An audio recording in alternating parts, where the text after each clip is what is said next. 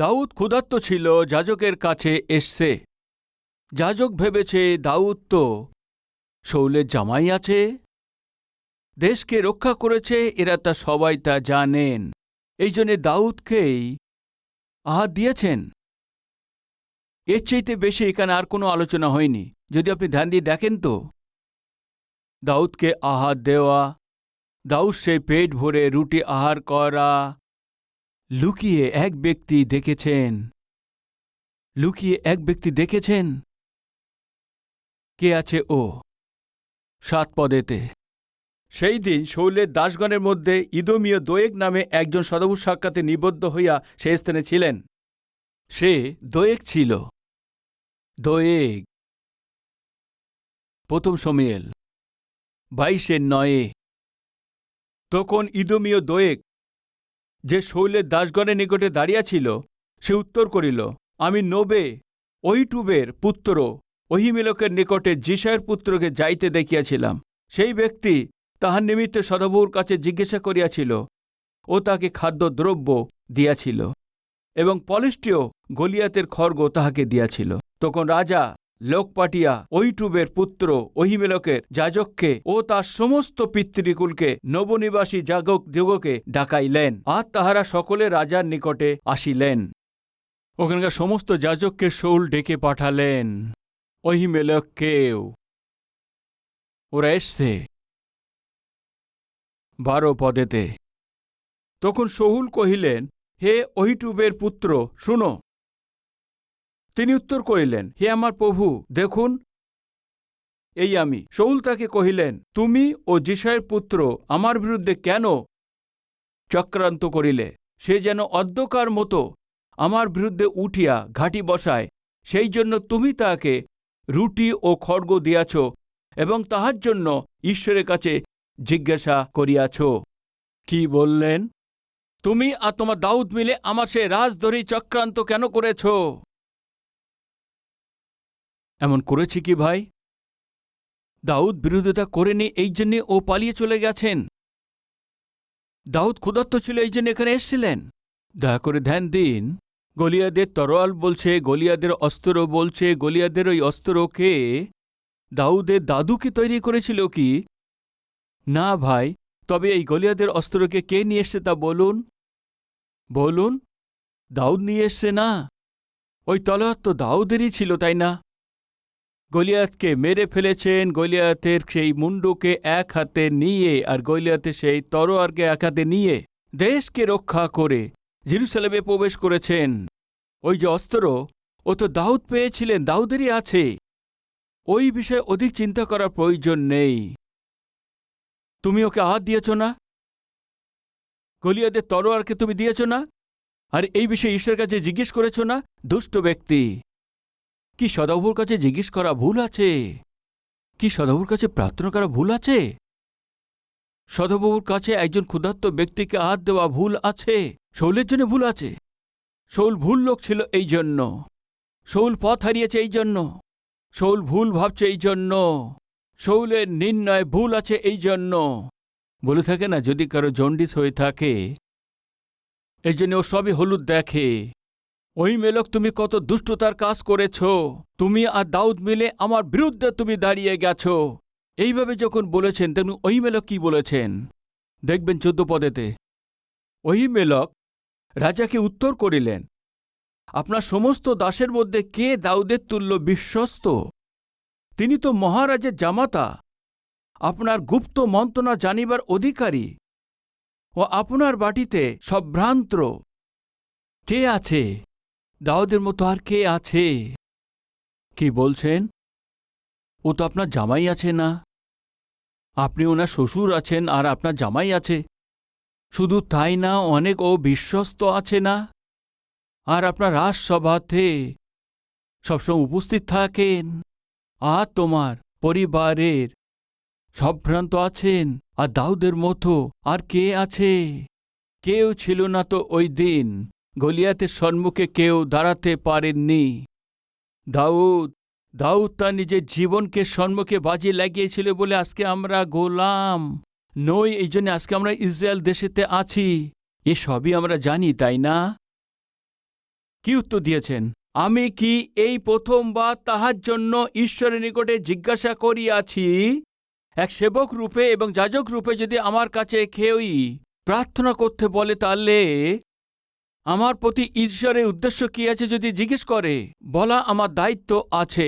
আপনি এসে বলবেন আপনার জন্য করব, দাউদ এসে বলবে তার জন্য প্রার্থনা করব, ঈশ্বরের উপস্থিতিতে তার জন্য বিনতি করব, ঈশ্বরের কথা তাকে বলবো। এ কোনো নতুন কাজ করছে কি? আমার কি ভুল আছে রাজা? দেখুন কি বলছেন, জিজ্ঞাসা করিয়াছি, কখনোই নয় মহারাজ, আপনার এই দাসকে ও আমার সমস্ত পিতৃকুলকে দোষ দিবেন না, কেননা আপনার দাস এ বিষয়ে অল্প কি অধিক কিছুই মাত্র জ্ঞাত নহেন। ভাই, এইভাবে উনি রাজাকে বললেন, রাজা, আপনার পরিবারের বিষয়ে আমরা কিছুই জানি না। আপনার মনের মধ্যে দাউদের প্রতি এত ক্রোধ কেন আমরা তা জানি না। এ আপনার পার্সোনাল এবং পারিবারিক বিবাদ আছে। আপনার ফ্যামিলি ম্যাটার্সের ব্যাপারে আমরা জানি না। আপনি কেন এত ক্রোধী, কেন আপনি দাউদকে মারতে চাইছেন, আমি তা জানি না। এক সেবক রূপে যেটুকু করার দরকার সেইটুকু করেছি, ব্যাস। আমার যেটা করার দরকার না সেটা আমি করিনি। দয়া করে আমার আর আমার পিতৃকুলদের উপরে কোনো দোষ দেবেন না। ঈশ্বর যে সেবা কাজ দিয়েছে সেইটাই করে আমি এগিয়ে গেছি, এছাড়া আর আমি কিছুই করিনি। শৌলের ভাবার দরকার ছিল না, বুদ্ধি থাকার দরকার ছিল না। ও এত ক্লিয়ার, এত স্পষ্টভাবে বলে দিয়েছে, তাই না? এর মধ্যে কোনো ভুল নেই, জানার দরকার ছিল না। কি করেছেন 16 পদেতে? কিন্তু রাজা কহিলেন, হে অহিমেলেক, তোমাকে ও তোমার সমস্ত পিতৃকুলকে মরিতে হইবে। কি? কাকে? ঈশ্বরের সেবা কাজ করছে যাজককে, আর সেই যাজকের পিতার সমস্ত পরিবারের লোকদের মেরে ফেলবেন? রাজা, আমি কি ভুল করেছি? কি মন্দ কাজ করেছি? কি অন্যায় করেছি? আমি এবং আমার পরিবারের পিতৃকুলরা কি অন্যায় করেছি? আমার কাছে যে এসে সে আপনার জামাই আছে, বিশ্বাসযোগ্য আছেন, এমন সেবক আমাদের মধ্যে কেউ তা নেই। ও ঈশ্বরের উপরে বিশ্বাস করে, ঈশ্বরের উপস্থিতিতে আসেন। প্রার্থনা করতে বলে ওর জন্য আমি প্রার্থনা করি। আমি তো নতুন কিছুই করিনি। প্রার্থনা করা ভুল আছে কি? ক্ষুধার্তকে রুটি দেওয়া ভুল আছে কি? আমরা কি ভুল কাজ করেছি যার জন্য আমার সমস্ত পরিবারকে আপনি মারতে চাইছেন? রাজা, 1 মিনিট ভেবে দেখুন। ভাববে না, শৌল ভেবে দেখবে না। কেন জানেন? ও সে বুদ্ধি নষ্ট হয়ে গেছে, ও মূর্খ হয়ে গেছে। ওর কাছে কোনটা ভুল আছে কোনটা ঠিক আছে বুঝতে পারে না। কি সত্যি আছে কি অসত্য আছে কোনো ব্যাপার না। কাকে ঈশ্বর চান কাকে চান না শৌল তাও বুঝতে পারে না। কি করেছেন জানেন ভাই?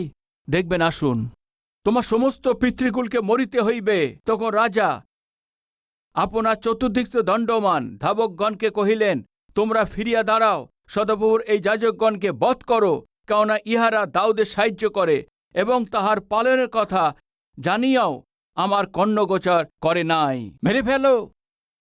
এখান যে যাজক আছে ওদের সঙ্গে যা কিছু আছে ওদেরকে প্রত্যেককে মেরে ফেলো। এইভাবে ও চারিপাশের এই ধাবকগণকে আজ্ঞা দিতে এরা সবাই। শৌল যখন আবেগীভাবে ছিলেন তখন শৌলকে নিচে থেকে উপর পর্যন্ত দেখলেন। তুই মানুষ আছো না পশু আছো? আমাদের দুর্ভাগ্য এই যে আপনি আমাদের রাজা হয়েছেন। এ কি জীবন? অকাজের জীবন। যাজক যে কথা বলেছেন সেখানে তার কি দোষ আছে? কেবল যাজককে নয়, যাজকের সঙ্গে যারা আছে প্রত্যেককে মেরে ফেলতে বলছেন। তোমার মতন পাপী ব্যক্তি যদি কোনো আজ্ঞা আমরা মানি তো আমরা অভিশপ্ত হয়ে যাব। ভাই, একটি ব্যক্তিও আগিয়ে আসেননি। শৌলের দেওয়া যে আজ্ঞা কত ভুল ছিল, কত দুষ্টতায় পূর্ণ ছিল, যে তার চারপাশে দাউদকে ধরার জন্য যে পাহারাদার এসছিল সেও তলোয়ার বার করেননি, অস্ত্র চালাননি। শৌল, ও বলেনি তবুও, কি হয়েছে তোমার? আপনার জ্ঞান নষ্ট হয়ে গেছে কি?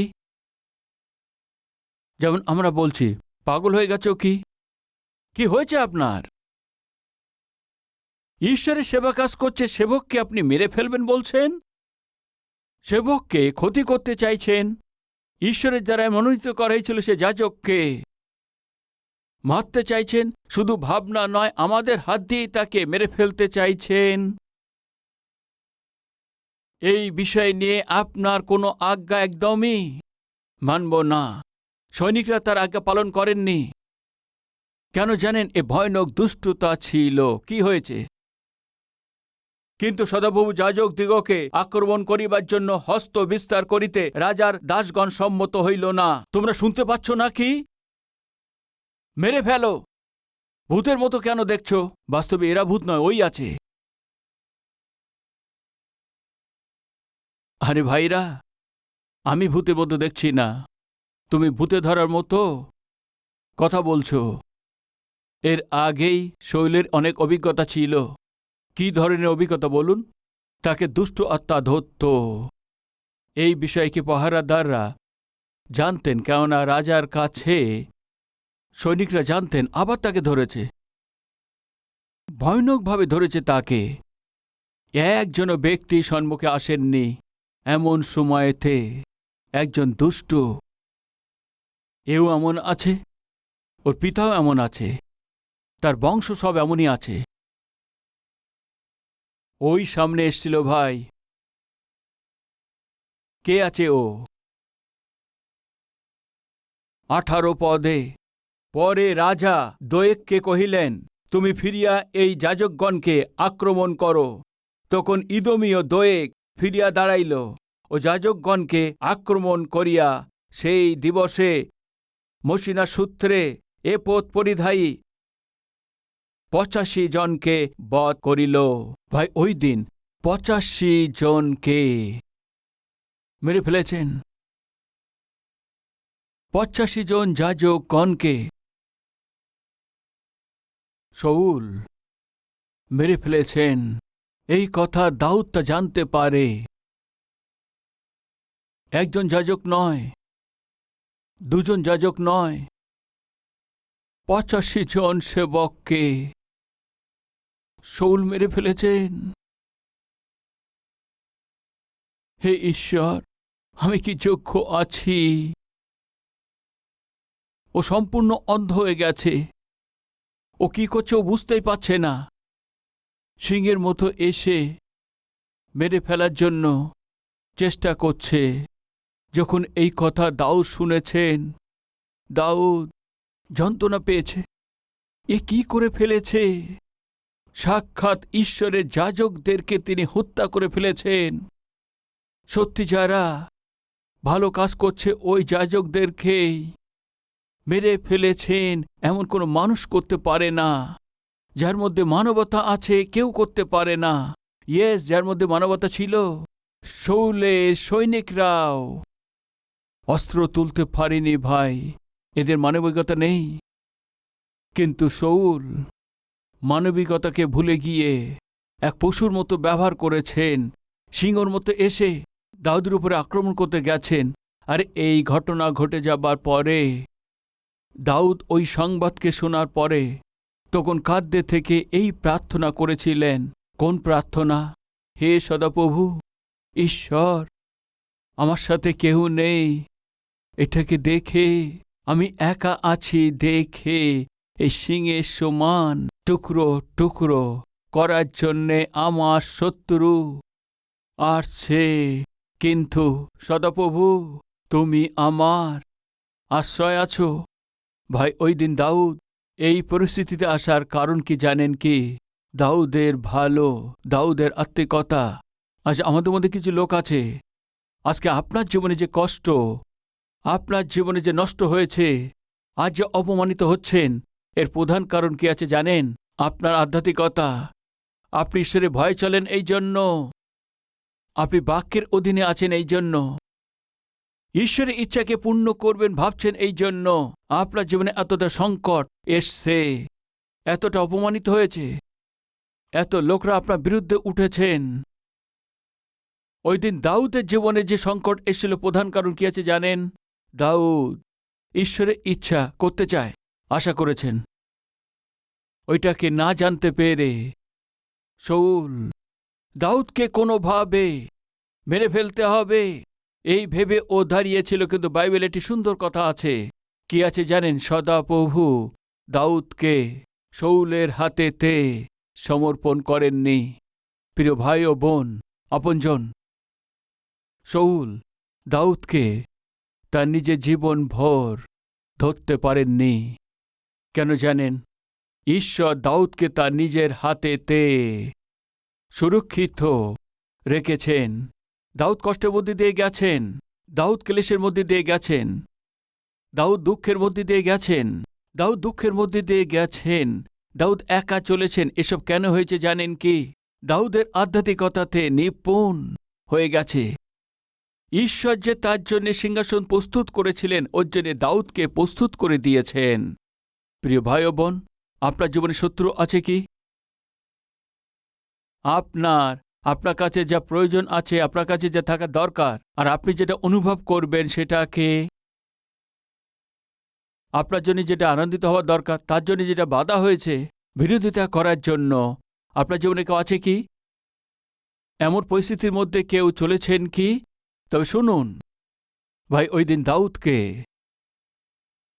ঈশ্বরের ইচ্ছা অনুসারে ওই সিংহাসনে বসা পড়ার দরকার ছিল, কিন্তু শাউলের যুক্তির জন্যে তাকে জঙ্গলেতে 10 থেকে 13 বছর পালাতে হয়েছিল। কিন্তু তবুও তাকে দয়া করে ধ্যান দিন, ওই ক্লেশ, ওই দুঃখ, ওই সংকট দাউদের সিংহাসনে আরও কাছে নিয়ে এসছেন, আর তাকে অনেক মূল্যবান ব্যক্তি বানিয়ে দিয়েছেন, দেশের জন্য পরিপক্ক করে দিয়েছেন, দেশের জন্য উত্তম রাজা রূপে তাকে তৈরি করে দিয়েছেন। এইটাই শাউল যে তাকে শত্রুতা করতে চাইছিলেন, ঘৃণা না হোক, শাউলের দাউদের প্রতি যা কিছু যুক্তি করেছিল তার কোনো কিছু তার সফলতা হয়নি। ভাই, এটা আমাদেরকে কি বলে দেয়? ঈশ্বর আপনার প্রতি যে পরিকল্পনা আছে এই পৃথিবীতে কোনো ব্যক্তি বন্ধ করতে পারে, এটা সম্ভব নয়। আপনার মনে হতে পারে ঈশ্বর যেটা আশীর্বাদ দিয়েছে লোক আমার থেকে দূরে সরিয়ে দিচ্ছে। ঈশ্বর যে আশীর্বাদ দিতে চাইছে মানুষ সেটা দূরে সরিয়ে দিচ্ছে। যাকে আমি জানি না সেও আমাকে দূরে সরিয়ে দিচ্ছে। পরিশ্রমের ফল আমাকে পেতে দিচ্ছে না। আমি যেটা পাবো সেই জায়গাকে, সেই অবস্থাকে, সেই স্থানকে আমার থেকে দূরে সরিয়ে দিচ্ছে। আপনি ভাবতে পারেন কিছু অল্প সময়ের জন্য, কিন্তু ইনডাইরেক্টলি ঈশ্বর কি করছেন জানেন কি? আপনার জন্য যে প্রস্তুত করেছে সেই স্থানের জন্য যোগ্যতা, আত্মিক প্রশিক্ষণ এই কষ্টের সময় যাওয়ার সময় আপনাকে দিয়েছেন। এই বিষয়ে ভুলবেন না। আমি বলেছি না, এক রাজ্যকে প্রস্তুত করতে হয়তো রাজা রূপে প্রশিক্ষণ দরকার। এই জন্য ঈশ্বর মসিকে 40 বছর ধরে রাজভবনেতে প্রশিক্ষণ দিয়েছেন। এক আত্মিক পিতা রূপে ওকে থাকতে হয়তো ঈশ্বরের চরণের নিকটে তাকে প্রশিক্ষণ নিতে হবে। এই জন্যই তো 40 বছর মসি জঙ্গলেতে নির্জন জায়গায় ঈশ্বরের কাছ থেকে প্রশিক্ষণ পেয়েছেন। ওই 40 বছর নির্জন জায়গায় যে প্রশিক্ষণ পেয়েছে এটা ব্যর্থ আছে কি? না ভাই, এই ছিল ঈশ্বরের দ্বারায় মসির জন্য করা পরিশ্রম। ওই আধ্যাত্মিক জীবনের জন্যই মসি অদ্ভুত আত্মিক নেতা হিসাবে 40 বছর ইসরায়েলদেরকে নেতৃত্ব দিতে পেরেছেন। প্রিয় ভাই ও বোন, আজকে আপনি যে পাচ্ছেন, অপমান হতে পারে, অর্থনৈতিক সংকট হতে পারে, আত্মিক বিষয় হতে পারে, ক্ষতি হতে পারে, এ সব কিছু আপনার উপরে কোনো অনেক বড় বিপদ আনতে পারে। যে আপনাকে পছন্দ করে না, আপনাকে দুষ্টতা করছে, অপমান করছে, সমস্ত কিছু প্রস্তুত করছে, আমার কাজ হয়ে গেছে এইভাবে আপনার লাগতে পারে বা আপনি ভাবতে পারেন। কিন্তু অসহায় অবস্থায় তখন আপনি প্রভুর কাছে গিয়ে বলুন, প্রভু আমার কাজ হয়ে গেছে। দাউদ এই করেছেন। পিতা সিংহ যেমন আক্রমণ করে টুকরো টুকরো করে দেয়, তদ্রূপ আমার উপরে আসছে। আমি তো তোমার শরণ লয়েছি, আপনার চরণে এসছি। এই প্রার্থনাকে ঈশ্বর শুনেছেন। আজকে আপনারও প্রার্থনা আজকে ঈশ্বর শুনবেন। আপনার বিরুদ্ধে উঠেছে সে যে কেউ হোক, তাদের ওই হাতিয়ারগুলোকে সফল হতে দেবেন না।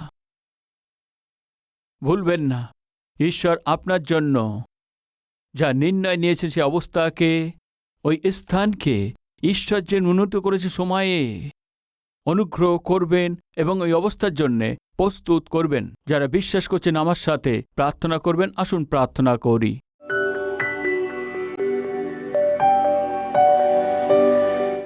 মহান পবিত্র জীবিত ঈশ্বর পিতা, আমাদের আত্মিকতাকে বৃদ্ধি করার জন্য, প্রভু আমাদেরকে আধ্যাত্মিকতা এবং পরিপূর্ণতা বাড়ানোর জন্য ক্লেশকে আমাদের জীবনে অনুমতি দেন, যেন আমরা প্রশিক্ষিত হই।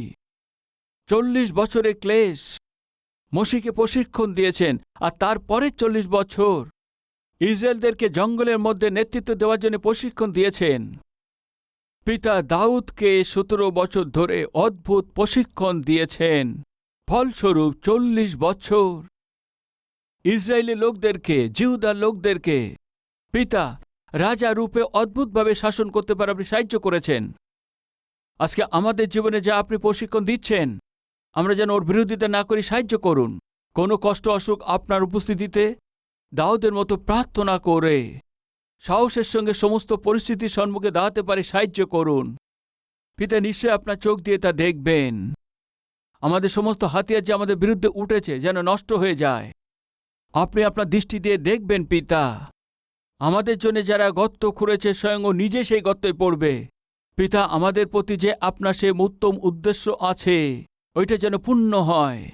আমরা আমাদের বিশ্বাসকে রক্ষা করতে থেকে আগিয়ে যেতে পারে, আমাদের প্রতি দয়া করুন। পিতা এই উত্তম বার্তার দ্বারা আপনি আমাদের শক্তিশালী করেছেন, আপনার ধন্যবাদ।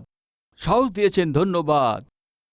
আগামী দিনেতে পিতা আপনার ইচ্ছা অনুসারে চলতে পারে আপনি সাহায্য করুন। যীশু খ্রিস্টের নামেতে চাইছি পিতা, আমেন।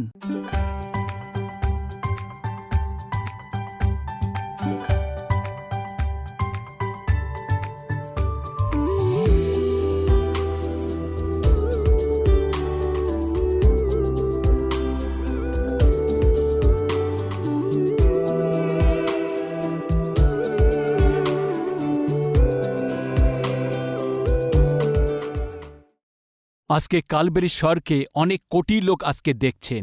শুধু যে বাংলাতে দেখছে তা নয়, তামিলেতে, তামিলনাড়ুতে, কানাডাতে, কর্ণাটকেতেই, মালয়ামেতে, কেরালাতে, উড়িয়াতে, উড়িষ্যাতে, মারাঠিতে, মহারাষ্ট্রতে, হিন্দিতে, সমস্ত ভারতবর্ষে, পাঞ্জাবিতে, পাঞ্জাবেতে, ভোজপুরিতে, বিহারেতে, তেলুগুতে, দক্ষিণ ভারতে, উর্দুতে, জম্মু এবং কাশ্মীর, পাকিস্তান, আফগানিস্তান, গল্ফ দেশেতেই, নেপালিতে, আসামিতে, বাংলাতে, এইভাবে সমস্ত ভারতবর্ষে প্রধান ভাষাতে যীশু খ্রিস্টের এই সুসমাচারকে প্রতিটি ভাষাতে পৌঁছানোর জন্যে প্রথম যে মণ্ডলী এই ভারতের ইতিহাসেতে আমাদের কালভারি টেম্পল আছে। কেন এত বেশি সুসমাচার প্রচার করছি?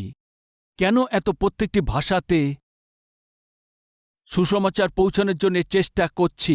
দয়া করে ধ্যান দিন রোমিও পত্রিকায় তার 10 অধ্যায়েতে 13 পদেতে, কারণ যে কেহ প্রভুর নামে ডাকে সে পরিত্রাণ পাইবে। কে পরিত্রাণ পাইবে? যে প্রভুর নাম নিয়ে প্রার্থনা করবে ও পরিত্রাণ পাইবে। যদি কাউকে পরিত্রাণ পেতে হয়তো করেছে যে পাপ থেকে উদ্ধার পেতে হয়তো প্রভুর কাছে প্রার্থনা করতে হবে। যদি প্রভুর কাছে প্রার্থনা করতে হয়তো প্রভুকে বিশ্বাস করতে হবে। বিশ্বাস করতে হয়তো প্রভুর বিষয় শুনতে হবে। প্রভুর বিষয় শুনতে হয়তো কাউকে না কাউকে শোনাতে হবে। কাউকে না কাউকে যদি শোনাতে হয়তো ওই শোনাতে হবে যেই কাউকে না কাউকেই পাঠাতে হবে। কালভারি স্বরে যারা সাহায্য করেন তারা কি করেন জানেন কি? এই দিন সেবকের প্রচার করানোর জন্য এই সুসমাচারকে পিছনে থেকে সাহায্য করে থাকেন। ঈশ্বরের এই বার্তাকে এই 17 ভাষাতেই ভারতের সব জায়গাতেই, শুধু ভারতবর্ষেতে নয়, এ থেকে বাংলাদেশেতেও, নিচে শ্রীলঙ্কাতে, উপরে নেপালেতে, এরপরে আছে পাকিস্তান, আফগানিস্তান, গল্ফ কান্ট্রিতেই আজ কালভারি স্বর প্রচারিত হচ্ছে। ওরা বলতে পারে এবং বুঝতে পারে এই ভাষাতেই। কেবলমাত্র আমাদের দেশেতে নয়, চারপাশের দেশেতে সুসমাচারকেই পৌঁছাতে পাচ্ছি। আগামী দিনেতেই সমস্ত এশিয়াতে প্রত্যেকটি দেশেতে সুসমাচার পৌঁছে দেবার মণ্ডলীর রূপেতেই আমাদের মণ্ডলীকেই ঈশ্বর আশীর্বাদ দিতে হবে, এমন আমাদের প্রার্থনা করতে হবে যে সত্যকে যদি আমরা জানি তাকেই, আর যদি কাউকে না বলি তো কত মন্দ আছে, একটা নির্ণয় নিন। আর যদি আমি পরিত্রাণ পেয়েছি তো কেউ না কেউ আমাকে যিশু কথা বলেছেন। নষ্ট হচ্ছে তাদেরকে পরিত্রাণ পেতে হয়তো সুসমাচার প্রচার করার জন্য ঈশ্বর আমাকে এই নম্র সেবককে দিয়েছেন। বাক্যকে অনেক বিস্তারিতভাবেতে বাক্য লোক যাতে বুঝতে পারে, প্রত্যেকে সবাই বুঝতে পারে এমনভাবে বাক্য দেবার জন্যে এমন এই সেবককে আজকে আমাদের দিয়েছেন। এই সেবককে সাহায্য করাতেই এই বার্তাকেই লক্ষ লোকের কাছে পৌঁছে দেওয়ায় বহু লোকদের জীবন ঠিক হয়ে যাবে এমন বিশ্বাস আপনাদের মধ্যে আছে। কত লোক হাত দেখান। বিশ্বাস যারা করছেন ভাই ও বোনেরা, কার্যতে রূপ দিন, সুসমাচার পৌঁছে দিন। প্রভুর নামে যিনি প্রার্থনা করবেন ও পরিত্রাণ পাবে। প্রার্থনা করতে হয়তো বিশ্বাস করতে হবে, আর বিশ্বাস করতে হয়তো শুনতে হবে, শুনতে হয়তো কেউ না কেউ শোনাতে হবে। শোনাতে হয় যদি আমার এই সেবককে পিছনে রেখে আপনাকে কি করতে হবে? এই সেবকের স্বরকেই বহু ভাষাতেই অনুবাদ করে ওদের পর্যন্ত পৌঁছে দিতে হবে। আমি যা করছি হতে পারে তা আপনি করতে পারেন না। আপনি যা করছেন হয়তো আমি তা করতে পারি না। আপনি আমি একমত হলে এই জগতে এই সুসমাচারকেই পৌঁছে দিতে পারব।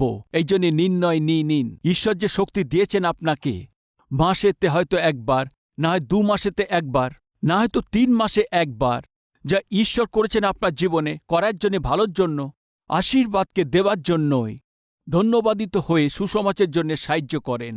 আসুন আমরা সবাই মিলে যিশুকে, এই সুসমাচারকে সম্পূর্ণ পৃথিবীতে পৌঁছে দেবার চেষ্টা করি। এটা আমাদের দায়িত্ব আছে, এটা যেন না ভুলি। শালোম। কালভেরি প্রেয়ার টাওয়ারে আপনাকে স্বাগতম। পৃথিবীতে তোমাদের 2 জন যাহা কিছু যাচনা করিবে সেই বিষয়ে যদি একচিত্ত হয়, তবে আমার স্বর্গস্থ পিতা কর্তৃক তাহাদের জন্য তাহা করা যাইবে।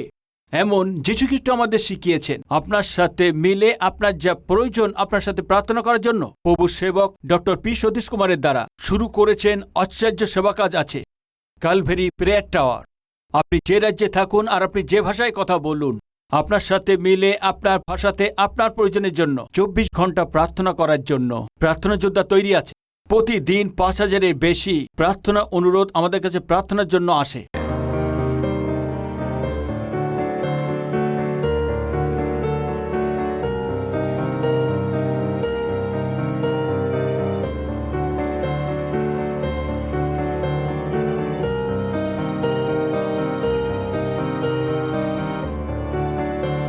প্রভুরই সেবক প্রার্থনা করেন, প্রার্থনা যোদ্ধা প্রার্থনা করেন, পুরো মণ্ডলী মিলে প্রার্থনা করে থাকেন। প্রভু আশ্চর্য কাজ করছেন।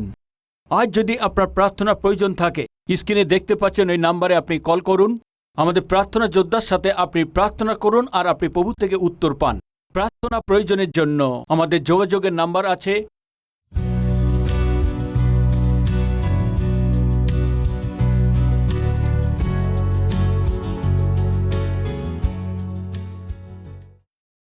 আমাদের ঠিকানা কালভেরি, পোস্টবক্স নম্বর 30, কুকুটপল্লী, হায়দ্রাবাদ 72, তেলেঙ্গানা।